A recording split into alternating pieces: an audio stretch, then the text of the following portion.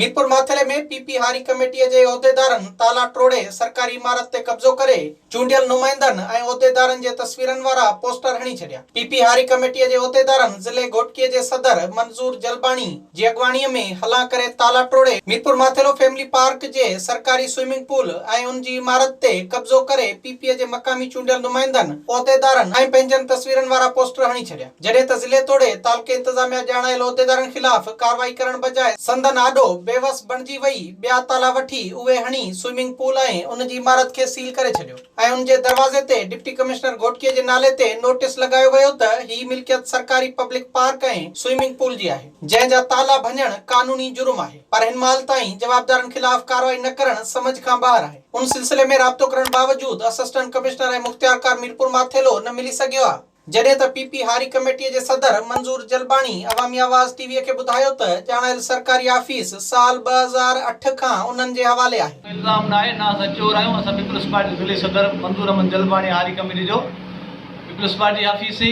आहे ऐं इहो जेको आहे त असां ताला टोड़िया न आहिनि। असां ताला पंहिंजा लॻल हुया, मथां डिप्टी कमिश्नर जो हुकुम लिखियलु आहे, ख़बर न आहे। असां डिप्टी कमिश्नर सां मिलंदासीं सूमर जे ॾींहुं। इहो तालो केरु हयो आहे, कंहिं नोटिस हयो आहे। बाक़ी ॻाल्हि इहा आहे त 2008 खां वठी इहा ऑफिस आहे। मां साफ़ियुनि खे पसगिर्द जे लोकल माण्हुनि खे सॼी ख़बर आहे।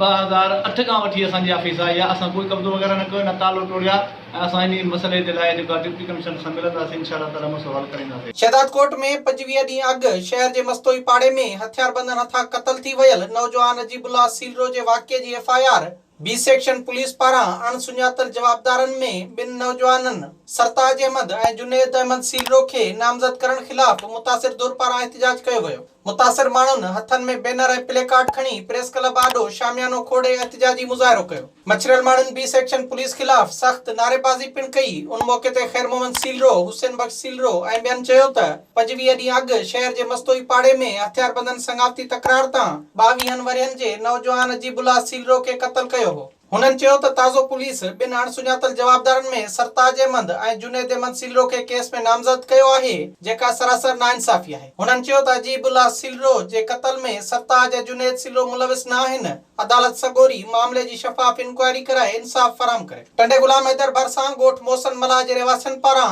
ॻोठ जे बासरनि जे मुबैना ज़ियादतियुनि ऐं दिमाग़ी माज़ूर न्याणीअ सां निकाह मथां निकाह पवण ख़िलाफ़ मुज़ाहिरो कयो वियो। मुतासिर ॻोठाणनि पारां औरतुनि ऐं ॿारनि समेत टंडो गुलाम हैदर जे अली होटल हैदराबाद बदीन रोड भरिसां एहतिजाजी मुज़ाहिरो करे धरणो हयो। उन सिलसिले में औरतुनि ऐं मर्दनि अमीना मल्हाह, नज़ीरा मल्हाह, मुराद मल्हाह, इब्राहिम मल्हाह ऐं ॿियनि सहाफ़ियुनि ॾाढो दाहींदे चयो त कुझु वक़्तु अॻु ॻोठ जे शरीफ़ मल्हाह उन्हनि जी दिमाग़ी माज़ूर न्याणी पठाणी मल्हाह खे वर्ग लाइ कोर्ट सगोरी में निकाह कयो हो। हुननि इल्ज़ाम हणंदे चयो त उन्हनि जी न्याणीअ जो अॻु बि मुमताज़ मल्हाह सां निकाह थियल हो, पर कुझु बासरनि जे चवण ते न्याणीअ जो निकाह मथां निकाह कराए ज़ुल्म कयो वियो आहे। हुननि चयो त टंडो गुलाम हैदर पुलिस बि असां ग़रीबनि जी मदद नथी करे। हुननि वसवारनि खां मुतालबो कयो त मामले जो नोटिस वठी इंसाफ़ फराहम कयो वञे। विजिट कयो अवामी आवाज़ मीडिया ग्रुप जी वेबसाइट awamiawaz.pk।